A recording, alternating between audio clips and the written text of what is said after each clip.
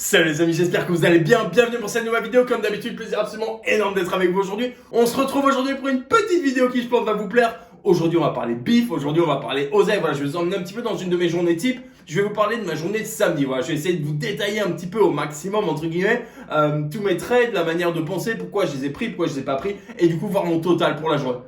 C'est parti.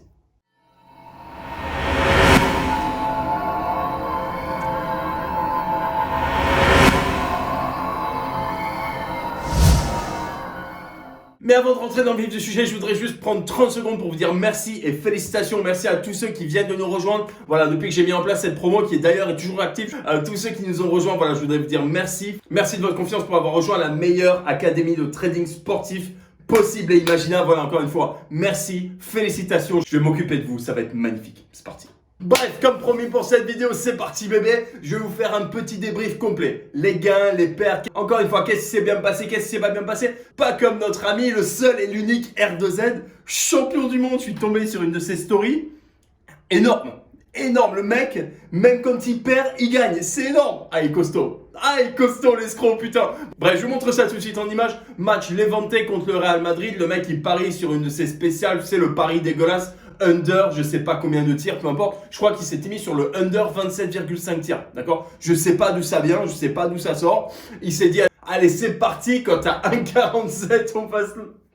Ah, déjà tu prends une cote de merde sur un truc complètement incertain. On est en début de saison. Encore tu te chauffes. Éventuellement, mais à ne pas faire, mais éventuellement tu te chauffes. On va dire en fin de saison, tu as fait le bilan des 3 dernières années. Tu vois que ça tire pas plus de 20 fois en moyenne sur les 95% de matchs de la saison.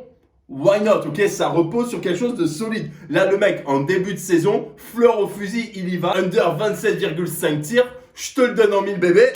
28 tirs, ok? 20 côté Real, 8 côté Levante. Néanmoins, le lendemain, je vois quoi? C'est passé crème bébé, easy peasy, bam, petite victoire hier. Quelle heure en fait? Quelle heure en fait? C'est un truc de ouf. Non mais c'est un truc de ouf. Si c'est pas de l'escroquerie en barre, je sais pas quoi dire. C'est un délire. C'est un délire, l'audace du mec en fait. T'as probablement des milliers de mecs, et ça me désole, mais t'as probablement des milliers de mecs qui l'ont suivi, qui se sont bectés les coronets en fin de match parce que c'est pas passé. Par contre, lui, le lendemain sur les réseaux sociaux, il te claque une pub, bam bam bam, premier palier de la bankroll, c'est passé. À quelle heure? À quelle heure? C'est énorme, c'est énorme. Bref, le mec, même quand il perd, il gagne. Costaud l'escroc.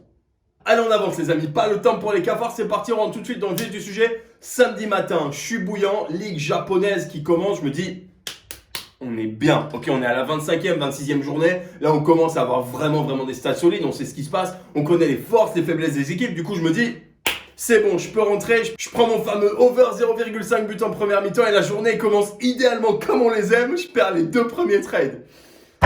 Là normalement, tu es en droit de te dire, le week-end n'a pas super bien commencé. Ok, on n'est pas sur les bases d'un record du monde. Tu vois ce que je veux dire? Tu te dis merde.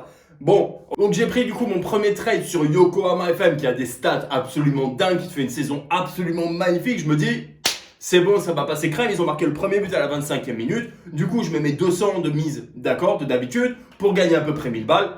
Nickel croc, ça passe pas, c'est le jeu Makai, ça arrive, c'est pas grave, on passe à autre chose. Je vais sur le match de Kawasaki, je vois quoi? Je vois que ça patine un petit peu dans la smoule, je vois qu'ils sont pas forcément au mieux.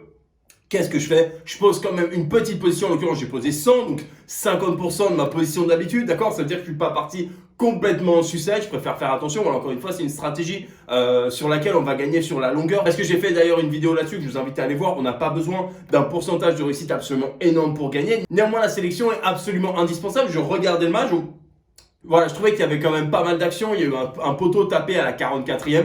C'est le jeu, ça arrive, c'est comme ça, c'est pas passé non plus. Du coup, niveau début de journée, t'es pas non plus au max, ok? Dans la foulée, qu'est-ce que je fais? Je vois que ça joue en Corée. Bien sûr, tous ces matchs-là correspondent à mes prédictions et à mes sélections d'avant-match, d'accord? Je vais jamais me positionner sur un match comme ça en live, en mode ah oui tiens, ça a l'air de pousser, je vais me positionner sur un but. Pas du tout, d'accord? Prédiction, anticipation, c'est comme ça qu'on gagne de l'oseille, ok? In fine, c'est comme ça qu'on gagne de l'argent si on se fie uniquement sur le live. Et qu'aussi, je vais quand même aller regarder vite fait sur Soccer Stats, les statistiques de but, quand ça marque pas. Et ouais, mais en fait, déjà, psychologiquement, tu as envie de prendre le trade. Déjà, tu as envie de sauter dedans. Tu te dis, allez, je vais aller regarder, mais in fine, qu'est-ce que tu vas voir sur ce site? Tu vas voir uniquement ce qui t'arrange. C'est garanti à 300%. Mais quand même, malheureusement, ça fonctionne pas. D'accord? Ça fonctionne pas du tout, je te le garantis. Bref, du coup, voilà, je passe sur le match en Corée, d'accord? Donc, de Jeonbuk, ok? Donc, ça joue quand même très costaud. Ils ont vraiment de très bonnes statistiques d'avant-match. Gros écart au classement. Bref, vous me connaissez, tout ce que j'aime. Je rentre sur ce trade sur du over 1,5 but en deuxième mi-temps. Après littéralement 3 minutes de match, d'accord? Parce que je regardais le match. Après 3 minutes de match, je me suis dit une chose. Il va rien se passer. Du coup, qu'est-ce que j'ai fait? Je suis sorti, ok? Troisième perte de suite. C'est pas grave, c'est contrôlé, c'est géré. Ouais, vous vous dites, la vidéo dégueu qui commence mal. Mais t'inquiète pas, ça s'arrange, ok? T'inquiète pas, ça s'arrange. Bref, du coup, en fait, troisième trade.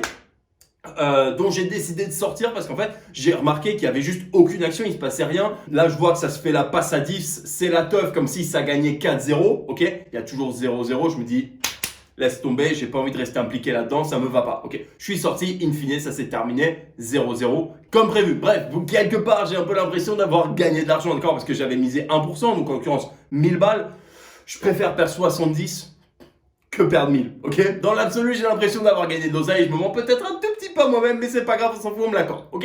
Bref, allez, comme promis les amis, je vous avais dit que ça s'arrangeait, voilà, ça commence à redevenir un petit peu rigolo. Je reste sur ce match de Kawasaki, d'accord? Pourquoi? Parce que la première mi-temps était pourrie, pour autant je sais que c'est une équipe qui a énormément de ressources, voilà, c'est une équipe qui pousse, c'est une équipe avec de super joueurs, super entraîneurs. Je reste devant, d'accord? Là, je vois les statistiques qui commencent à me plaire davantage. Je vois que ça commence à bouger. Je vois qu'ils ont dû se prendre une soufflante de l'espace au vestiaire. Du coup, les mecs qui reviennent, couteau entre les dents, ils y vont. Qu'est-ce que je fais? Je me place sur un over 1,5 but en deuxième mi-temps. Crème qui passe tranquille. Dans le même temps, les amis, je vois que Oita, bon dernier, bon bonnet d'âne de la ligue japonaise, se fait complètement martyriser. Ok, ils se font traumatiser comme jamais par Sapporo. D'accord, ils voient pas le jour. Les mecs sont complètement perdus. Qu'est-ce que je fais? Je pose sur un over 1,5 parce que Sapporo est mené d'un but et je vois que ça pousse pour remonter. Pareil, dans la foulée, le petit but qui passe crème. On est bien. Ok, la journée avait mal commencé et c'est ça dont je vais vous parler un petit peu dans cette vidéo, c'est ne vous laissez pas complètement déstabiliser parce qu'un trade ne passe pas en fait. D'accord? Je vais y revenir un petit peu plus tard. Je vais prendre l'exemple du match de Dortmund. D'accord? Je vais parler un tout petit peu plus en longueur. Vous allez comprendre, mais ne soyez pas traumatisés parce qu'un trade n'est pas passé. D'accord? C'est pas parce qu'un trade en première mi-temps ne passe pas qu'il faut arrêter son ordi. Ça y est, terminé, ça m'a gavé. D'accord? Pas du tout en fait. Le match n'est pas fini. Le match n'est pas fini et c'est ça la beauté du trading sportif par rapport au pari sportif classique horrible où on se place juste sur une équipe en pré-match en disant ouais c'est bon, Barcelone va gagner. Mais in fine, en fait, si jamais ça se passe pas comme tu veux dans le match, t'as quasiment aucune manière de retomber sur tes pattes, de t'en sortir, éventuellement de faire de l'argent, d'accord? J'ai perdu un petit peu d'oseille en première mi-temps, mise gérée, d'accord? Je risquais que 100 pour gagner dans la foulée à peu près 1005 sur le match de Kawasaki. Pareil sur le match de Sapporo. On est bien bébé, finalement la journée a pas si mal commencé, d'accord? Allez, on continue un petit chemin, match Dijon contre Toulouse, d'accord? Toulouse qui fait un début de saison en Ligue 2, je trouve absolument magnifique, d'accord? J'ai regardé leur match et honnêtement, c'est vraiment plaisant à voir jouer. Première raison pour laquelle je me suis positionné. Deuxième raison, c'est qu'ils jouent contre Dijon, d'accord? Le premier contre le 19e. Normalement, t'es pas mal. Alors, je sais qu'en début de saison, ça veut pas forcément dire grand chose, parce que ça peut encore beaucoup bouger, mais là, en l'occurrence, c'était quand même pas mal vérifié, d'accord? Troisième raison, il y a une value énorme. Et quand je vous dis énorme cette année sur la Ligue 1 et sur la Ligue 2 française, c'est pas compliqué. À la mi-temps, la cote pour le over 1,5 but était juste absolument magnifique, d'accord? Il y avait déjà un partout. Je me dis, c'est bon, ça va rentrer, ça va pousser. J'ai placé ma position. Cherche pas. 30 secondes plus tard, le but était arrivé. Magnifique, petite cote sniper, petite détente. Du coup, joli petit profit et surtout magnifique. Je suis resté 30 secondes sur le marché. 30 secondes, 1000 balles.